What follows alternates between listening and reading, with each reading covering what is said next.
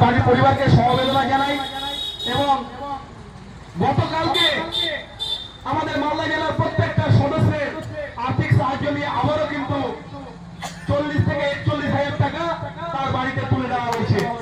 এটা সম্ভব হয়েছে ওদের জন্য, এই অনবেঙ্গল ড্রাইভার মহাসংঘের জন্য, আপনাদের জন্য। আজকে আপনাদের আর্থিক সাহায্য নিয়ে আমরা কিন্তু এইভাবে দিয়ে যাচ্ছি। তার আগে আপনারা দেখেছেন আমাদের দক্ষিণ 24 পরগনা কলকাতা সংলগ্ন আমাদের অরুণ মাইতি দাদাবাবু, উনি কিন্তু আমাদের মালদায় পথ দুর্ঘটনায় কিন্তু তার প্রাণ যায়।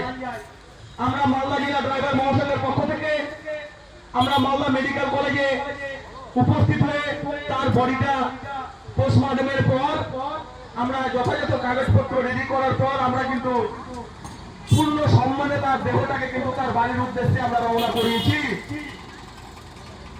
তো বিগত দিনে এই ধরনের সংস্থা কিন্তু ছিল না।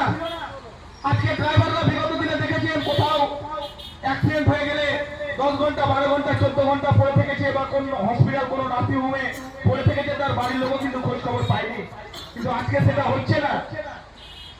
আজকে আমাদের বনমালী বাবু এনে দিয়েছেন আমাদের যে প্ল্যাটফর্ম, যার মধ্যে দিয়ে আমরা কিন্তু ধীরে ধীরে নিজেদের অধিকারের আশার আলো কিন্তু দেখতে পাচ্ছি।